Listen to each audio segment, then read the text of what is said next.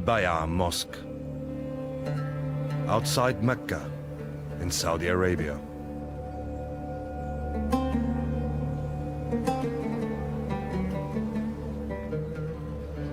It was here, in the year 622, that a delegation from the town of Medina made Bay'a, a pledge of support and shelter to the Prophet Muhammad.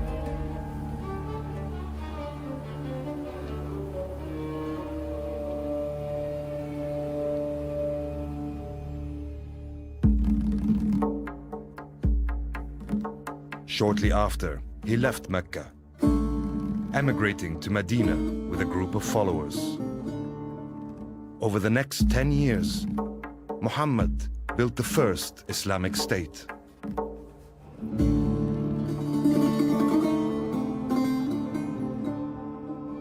But in June 632, the Prophet died in his capital Medina, leaving the young state without a leader. There's a tradition that says that the Muslims on that day were like sheep on a rainy night. They were frightened and huddling together. And it's not clear whether or not the Prophet had made any plans for his succession. Within hours of the Prophet's death, senior figures in the Muslim community came together to choose a successor to the Prophet, a caliph.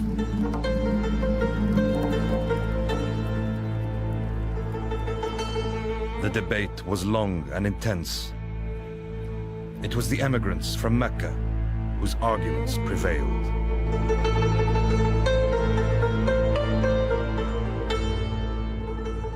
Abu Bakr as-Siddiq was chosen to be the first caliph in Islam. المهاجرون طرحوا عدة مسوغات لتوليهم الأمر بعد الرسول، فيها مسوغات دينية وفيها مسوغات قبلية، لأنهم ادعوا أيضا أنهم أهل الرسول وهم. At the time of the Prophet's actual death, we know that it was Ali who was in charge of the burial arrangements. Ali, as a dutiful, respectful son-in-law, cousin, was caring for the Prophet's body.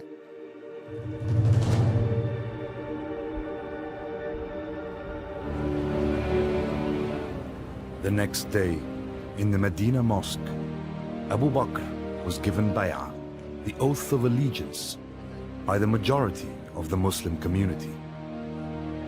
Ali, however, was not one of them.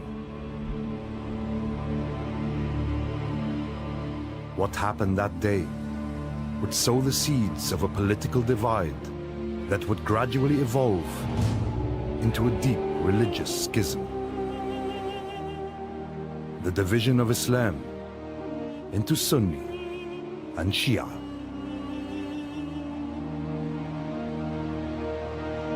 If you ask a Sunni or a Shi'i Muslim about that moment of Muhammad's death and the decision about the leadership, you will get two very different answers. The Sunnis suggest that he hadn't actually made any clear plans for his succession on his death.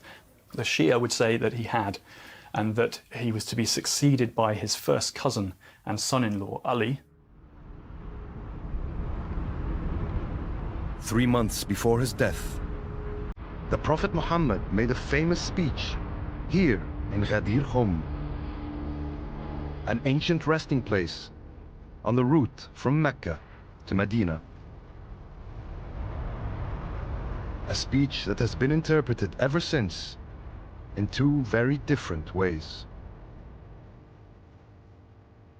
O people, of whomsoever I've been master, Ali here is to be his master. O Allah, be a supporter of whoever supports him, and an enemy of whoever opposes him, and divert the truth to Ali. There's this moment where if you're Sunni, you believe the Prophet gave Ali the leadership of his family. If you're Shia, you believe he gave the leadership of the family, but also the whole community.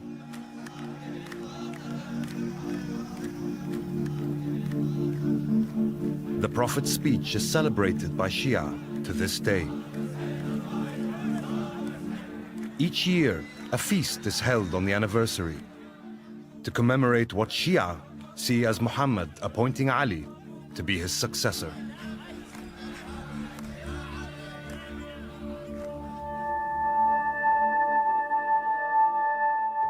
But the mainstream majority, the Sunnis, have no such feast, and no doubts about the legitimacy of Abu Bakr and the caliphs who succeeded him.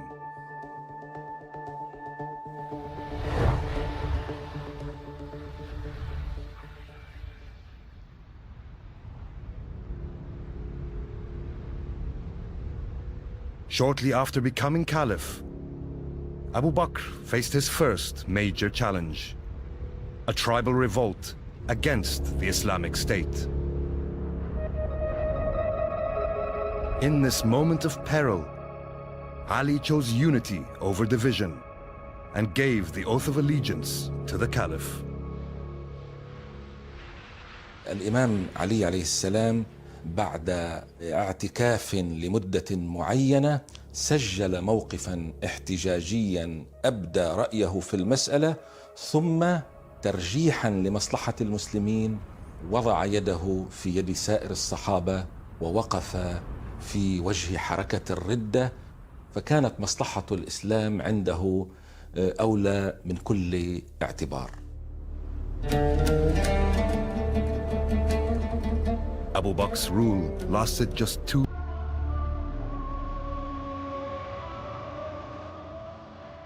10 years later, in 644, Omar, the second caliph, was assassinated, stabbed while leading dawn prayers in Medina.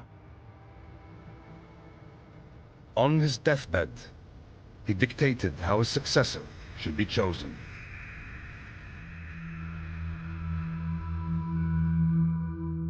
Six of the closest companions of the Prophet, including Ali, would confer together and choose one amongst them.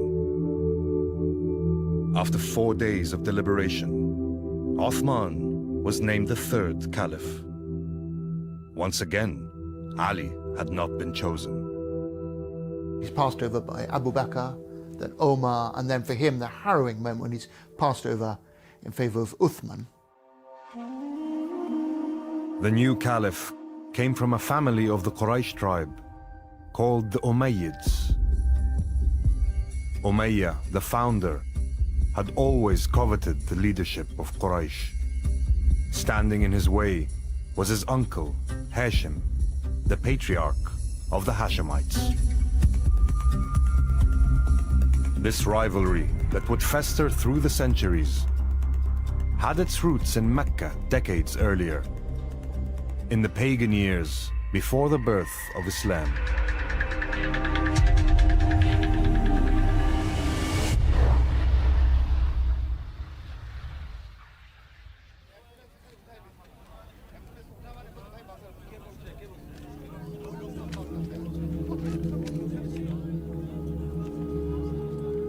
In the year 610, in this cave outside Mecca, Muhammad received the first revelation, verses of the Quran, which set him on the path of prophecy.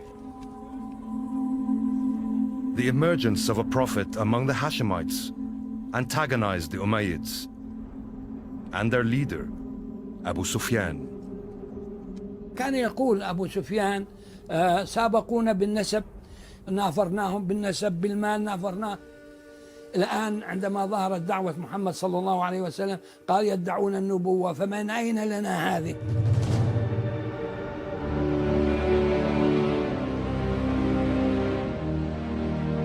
For 12 years, the Umayyads led a campaign of persecution against Muhammad and his followers in Mecca. Persecution which culminated in their emigration to Medina in 622.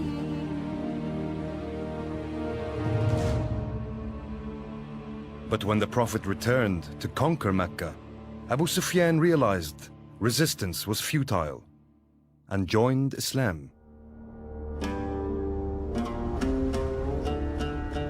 By 644, the rising Islamic State had expanded into a vast empire,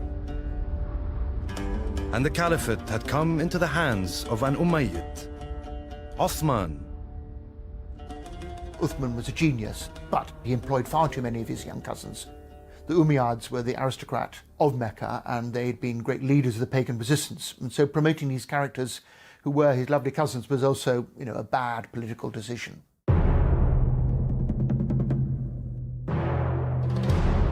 A rebellion erupted against Uthman's alleged nepotism. In 656, and after 12 years as caliph, he was killed in his house in Medina.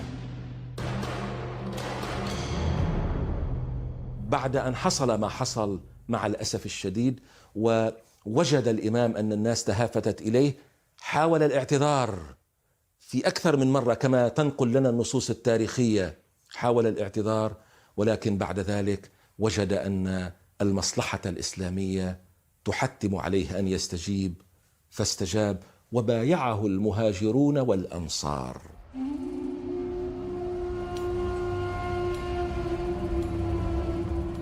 Almost a quarter of a century after the death of the Prophet, a Hashemite, Ali, finally became the fourth caliph. هو باشر في خلع الولاة وعزل الولاة الذين عينوا من قبل عثمان بن عفان، لذلك بعضهم أطاع وقبل العزل وبعضهم رفض، مثل معاوية بن أبي سفيان والي الشام. Many of Uthman's relatives were hostile to Ali's leadership, and Muawiyah demanded that Ali hand over the killers. The dispute quickly escalated, and to strengthen his position, Ali moved the capital from Medina to his own power base in Kufa, Iraq.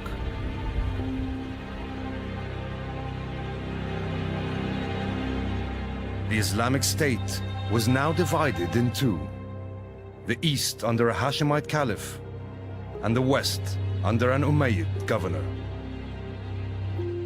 نشأ ما يسمى داخل المسلمين شيعة علي وشيعة معاوية، وهنا لنلاحظ أن كلمة شيعة لم تكن تعني في ذلك الوقت مذهبا محددا، وإنما كانت تدل على حزب فلان وحزب فلان.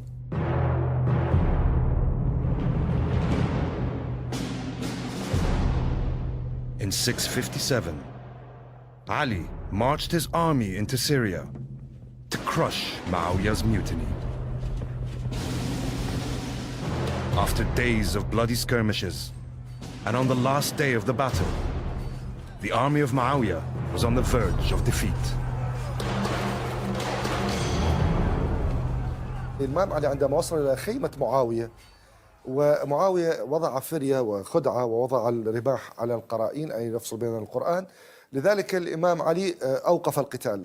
الخوارج كانوا من جيش الإمام علي، فهم جاءوا إلى المعلم وقالوا له: وصلنا إلى خيمته، كان باستطاعتنا أن نقضي عليه. قال: والله أعرف، وأعرف أنه خادع، ولكنه حكمني بكتاب الله. ولذلك الخوارج اعتبروا أنه الإمام علي لا يصلح للقيادة، لأنه خضع لمنطق لا يتفق مع منطق القتال، لأن قالوا: لماذا إذن نقاتلهم؟ These dissidents from Ali's army, the Khawarij, fixed on a ruthless way to bring an end to the struggle.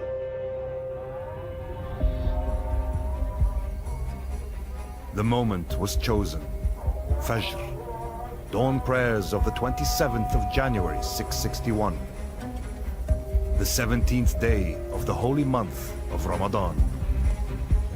3 assassins made their way to 3 different places: Kufa for Ali, Damascus for Muawiyah, and Fustat in Egypt for Amr, Muawiyah's ally. عمرو بن العاص صادف أنه لم يخرج ذلك اليوم، معاوية بن سفيان صادف أنه لم يخرج ذلك اليوم، وبالتالي استشهد الإمام علي ونجا معاوية وعمرو بن العاص.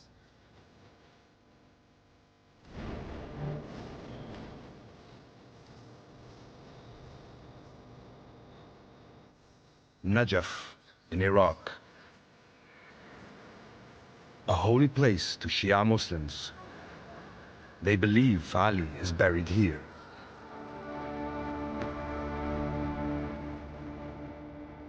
For them, he is more than a caliph. He is an imam, imbued with religious authority that could be passed on only through his bloodline. So, on Ali's death, the caliphate passed to his elder son, Al-Hassan. But he would not be long in the post. كان الحسن ذو فطنة وذكاء أنه لا يمكن الركون إلى أهل العراق. أجرى اتصالات مع معاوية، اتصالات سرية، واتفق على أن يتنازل الحسن بن علي عن حقه بالخلافة، وقرر الحسن أن يعيش بهدوء وثبات وأن يترك الزعامة ويترك السياسة لمعاوية.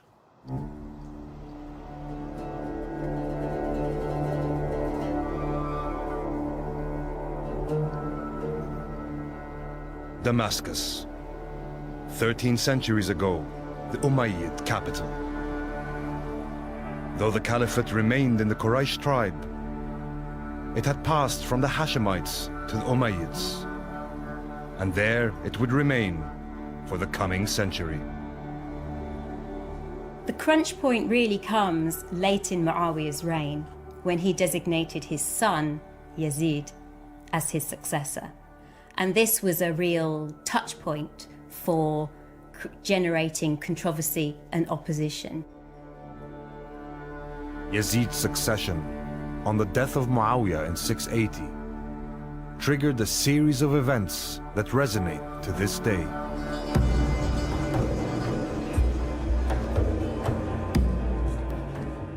In a defiant show of opposition, Al-Hussein, younger son of Ali, refused to pledge allegiance to Yazid and set off towards Mecca on pilgrimage.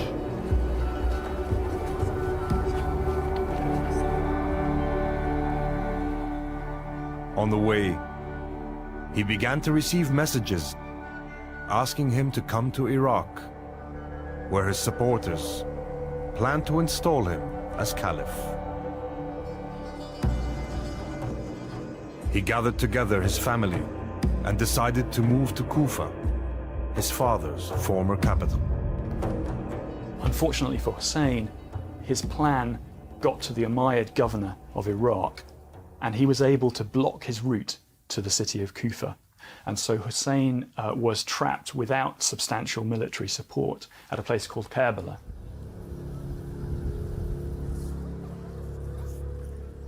And it was at Karbala, in October 680, that Al-Hussein and his small band of supporters met their bloody fate.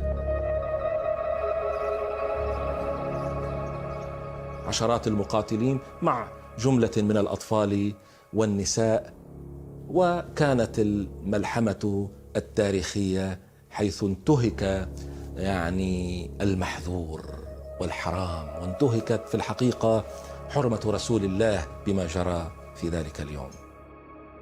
He and his entourage, many of his family, were massacred, and his head was sent to Yazid in Damascus.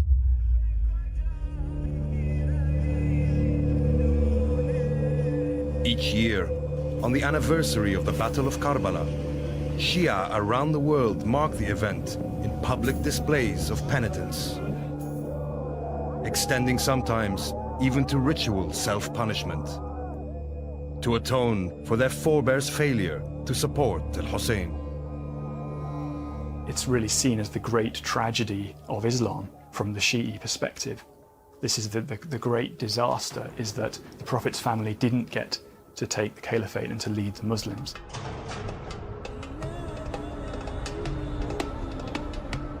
But 70 years after Karbala, a revolt would finally succeed in bringing the caliphate back to the family of the Prophet, the Hashemites.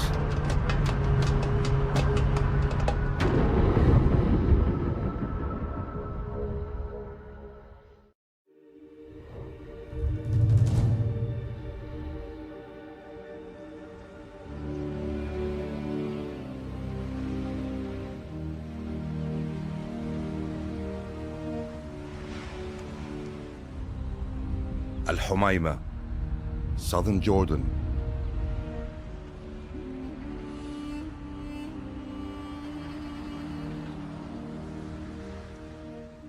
In the 8th century, it was a settlement of one of the two major branches of the Hashemites, the Prophet's own family of the Quraysh tribe.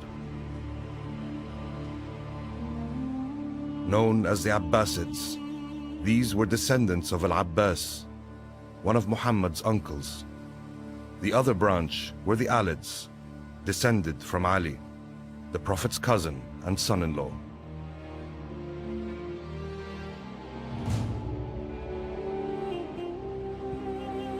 In 716, Abdullah, one of the Alids, arrived in Al-Humayma with a strange story.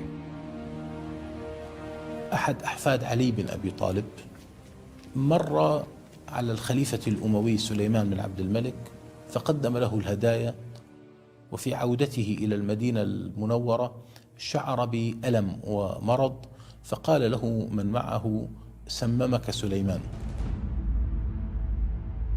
Abdullah died in Al-Humayma, but in his final hours, he confessed to his Abbasid cousin Muhammad that he was the head of a plot to topple the Umayyads. أعطاه أسماء الدعاة والتنظيم الحزبي الذي يعمل له، وهكذا انتقلت قيادة التنظيم من الهاشميين الذين ينتسبون لعلي بن أبي طالب إلى العباسيين. هم لم يعلنوا بأننا نريد الخلافة لنا، وإنما للرضا من آل محمد. كان شعارهم في البداية للرضا من آل محمد. Over the next 30 years, this message persuaded many Alid Shias to join the Abbasid cause. In 746, this secret movement turned into full-blown revolution in the eastern part of the Islamic Empire, in what is today the Shia state of Iran. It's very, very hard to say whether the Abbasids used the Alids. They certainly wanted to accrue as wide a support base as they possibly could. And they certainly wanted those who supported an Alid caliph to join their movement. Within 3 years, the Abbasids had captured Kufa, the caliphal capital of Ali.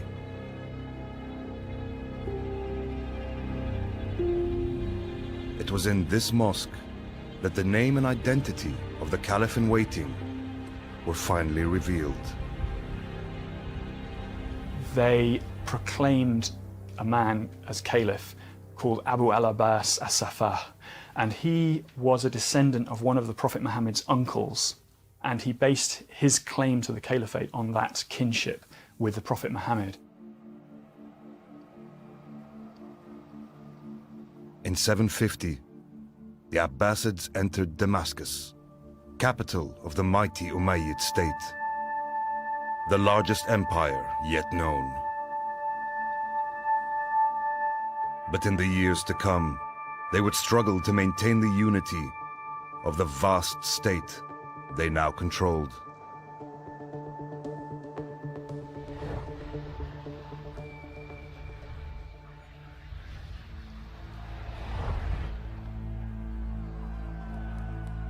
By the mid-8th century, the Abbasids had seized control of the caliphate, but did little for their cousins. A sense of betrayal took hold and fermented among the Alids. In a bold and dangerous move, they declared a rival caliphate in Medina. An Abbasid army was rushed to the city. It ruthlessly crushed their rebellion. عندما استتبت الأمور للعباسيين لوحظ أن الظلمات التي أصابت أهل البيت قد لا تكون أقل من الظلمات التي أصابت الشيعة في العهد الأموي نفسه.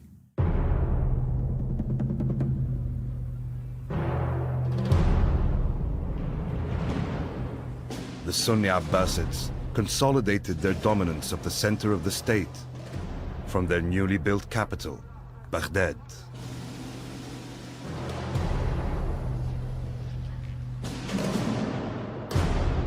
But they had failed to exert the same control over the provinces of the far west.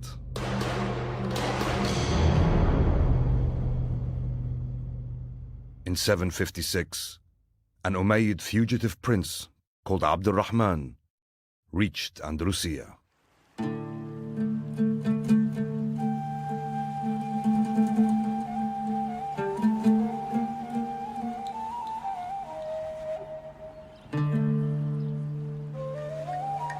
Only 6 years after the collapse of his grandfather's caliphate, he succeeded in reviving the Umayyad dynasty with Cordoba as his capital.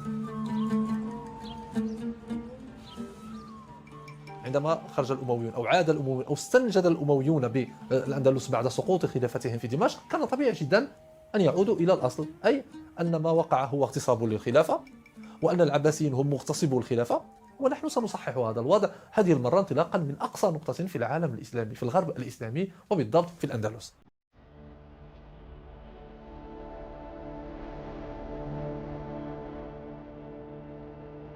The Umayyad Emirate in Andalusia was the first to break from the caliphate. But it would not be the last.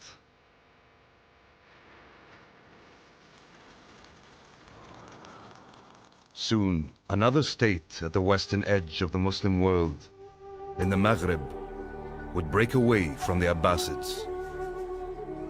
And this time, it would be their own cousins, the Alids. بدأت تتكون قناعة لدى الأسرة العلوية أنه لا يمكن إقامة مشروع مستقل عن هيمنة المشرق إلا بعيدا عن المركز، بعيدا عن العاصمة، وبالضبط في الأطراف حيث لا تستطيع الخلافة أو لا يستطيع الخليفة أن يصل وأن تطالها يده لإجهاض هذا المشروع.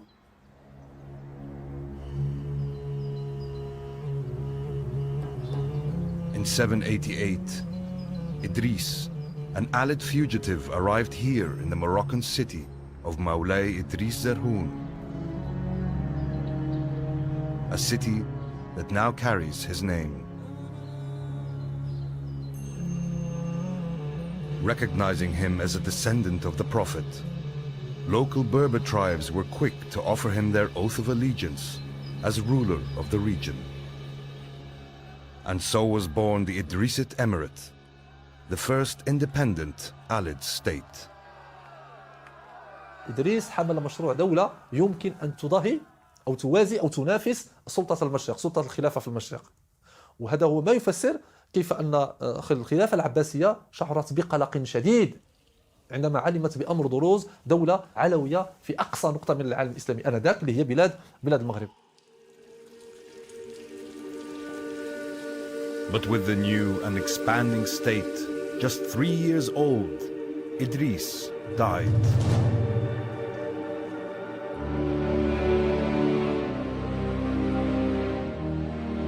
He was laid to rest here, in the city that still bears his name. Idris had allegedly been poisoned on the orders of Harun al-Rashid, the most famous of the Abbasid caliphs.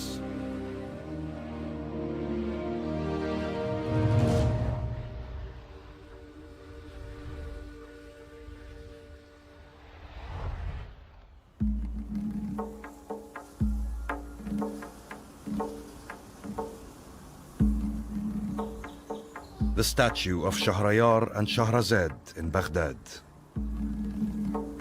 The two main characters of 1001 Nights. Legendary stories inspired by the opulence of Harun al-Rashid's court. The golden age of the Abbasid Caliphate. بغداد أصبحت مدينة الدنيا، لأنه هذه المدينة لا يأتيها الفلاح ولا يأتيها العامل فقط، فبغداد تجمع بها كل علماء العالم وكل مثقفي العالم وكل أدباء العالم وكل نقاشي العالم وكل مهندسي العالم وكل أطباء العالم، ولذلك صارت مدينة للعلماء.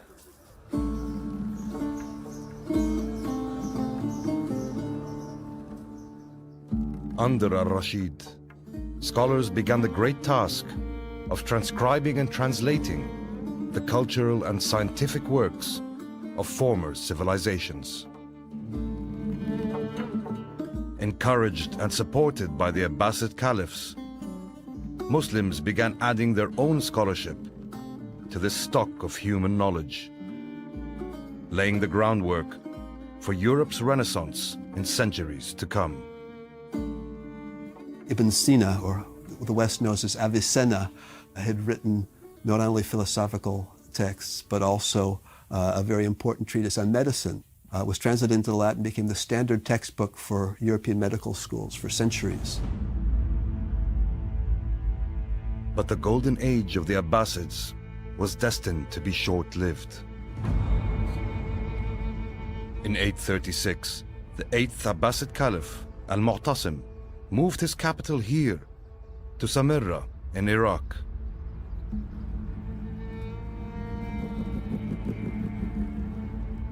It was also to be a military base for the Caliph's new army,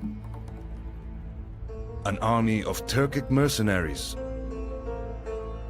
toughened by life on the steppes of Central Asia. An army that would soon erode the power of the caliphs. بدأ العنصر العربي يبتعد شيئا فشيئا عن مصائر الأمور في الدولة العباسية، حيث أكثر المعتصم من الأتراك وأصبح هم أصحاب النفوذ الحقيقي. In 847, here in Samarra, Turkic army commanders installed Al-Mutawakkil as the 10th Abbasid Caliph.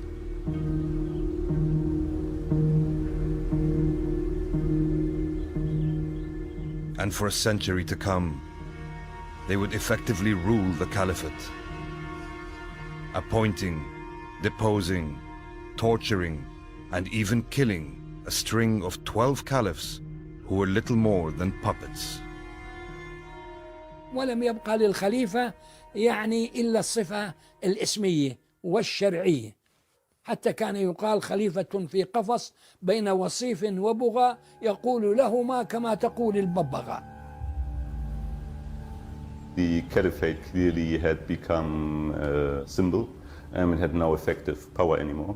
And in the Muslim world we had a multitude of different political regimes in the various parts, reaching from what is today Spain to the sub-Asian continent. Often this period is seen as a period of decline because of these political divisions.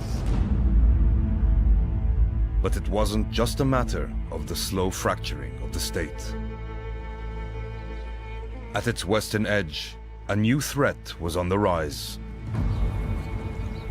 Mahdiyya, this small town on the Tunisian coast, would soon emerge as the seat of a rival caliphate. And this new caliph would not be Sunni, but Shia.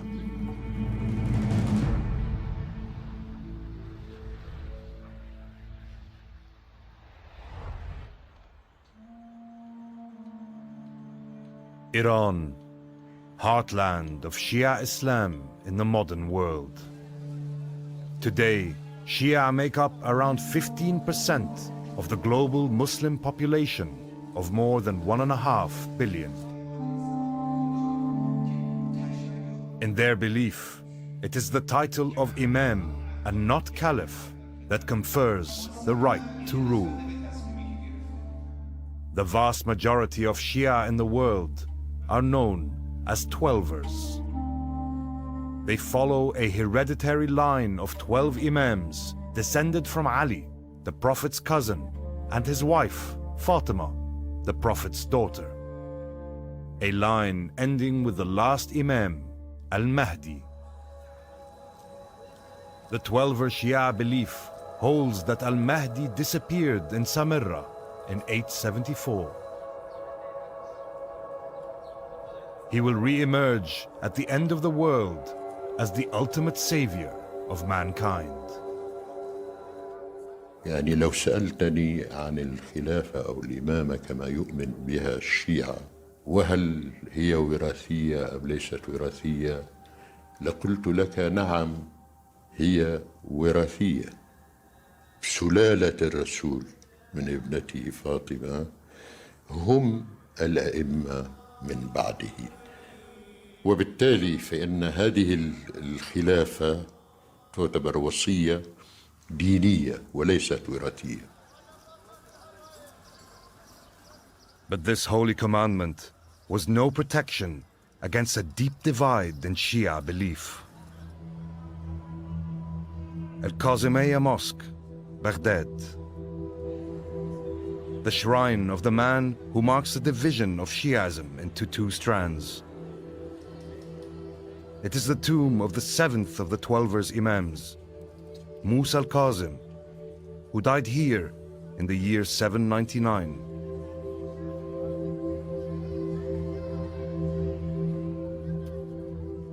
Others, however, dispute his status. They consider the real seventh Imam to be his brother, Ismail. They came to be known as Ismaili Shia.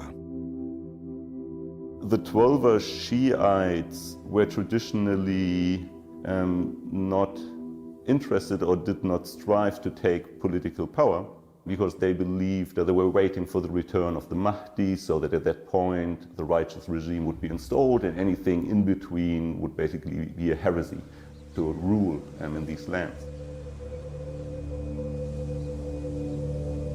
But for the Ismaili Shia, there was to be no waiting for the return of the Mahdi. By the late 9th century, their preaching had taken root among the Berber tribes in North Africa. A new movement was on the rise, with its roots firmly in the Shia tradition. لم يقع الإعلان من أول على أنها هي حركة تريد إقامة خلافة، لا، كان أهم شعار هو العدل بين كل المسلمين، النصر للمستضعفين. يعني كانت في الأساس حركة ذات وجه اجتماعي، وبالطبع العنصر الهام هو الحكم لآل البيت لنشر العدل.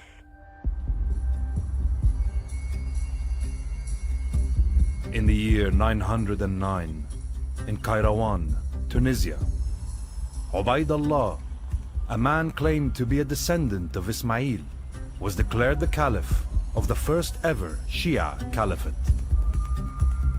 It would be known as the Fatimid, after Fatima, daughter of the Prophet Muhammad, an ancestor of all the Imams.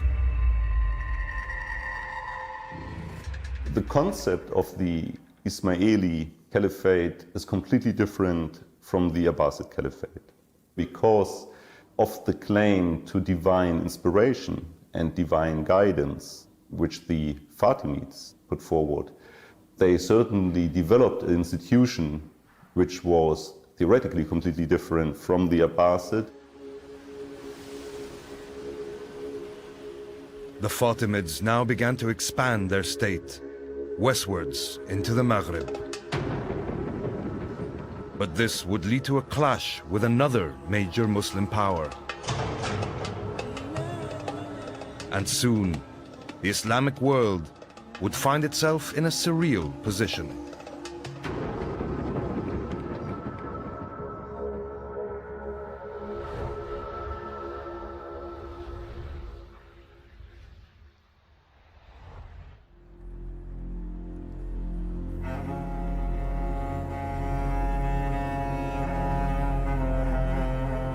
By 912, the Umayyad Emirate in Andalusia was over a century and a half old.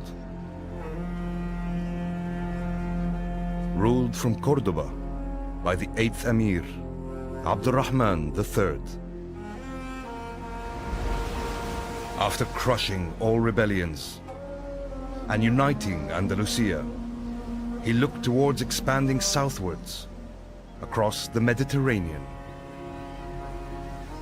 The establishment of the Fatimid Caliphate in what is now Tunisia, which was called Ifriqiya at the time, meant a big threat for the Umayyads in terms of their political control of the Berber polities that existed in the area.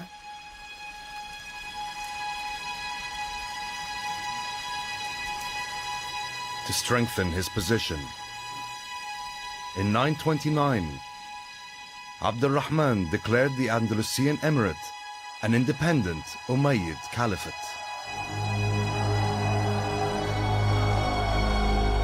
Three centuries on from the founding of the title, the Islamic world was now divided between three caliphs, two Sunni and one Shia. The ultimate result of that really was a decline in the value put on the notion of the caliphate itself.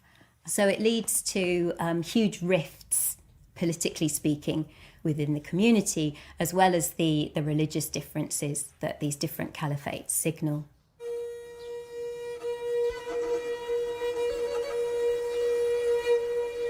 In Baghdad, the suffering of the Abbasid caliphs continued under Turkic military domination. But by the mid-10th century, a new force had emerged. The Buyids, a Persian dynasty, put an end to Turkic control of the caliphate.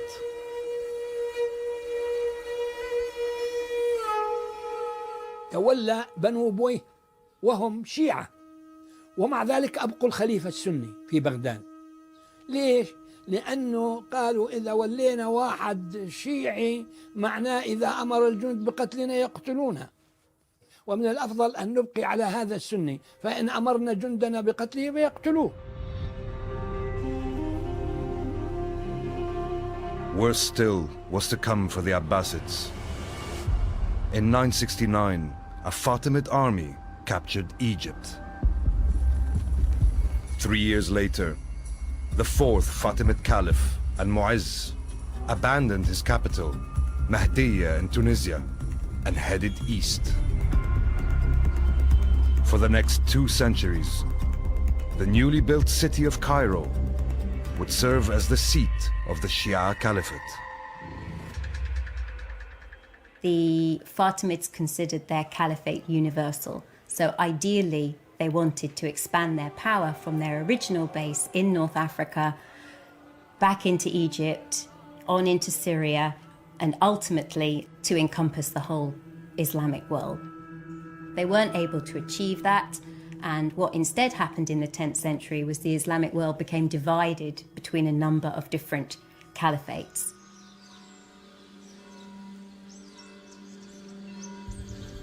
Meanwhile, in the west, a storm was gathering. Christians, uniting under the banner of the cross, were looking eastward to conquer the Holy Lands.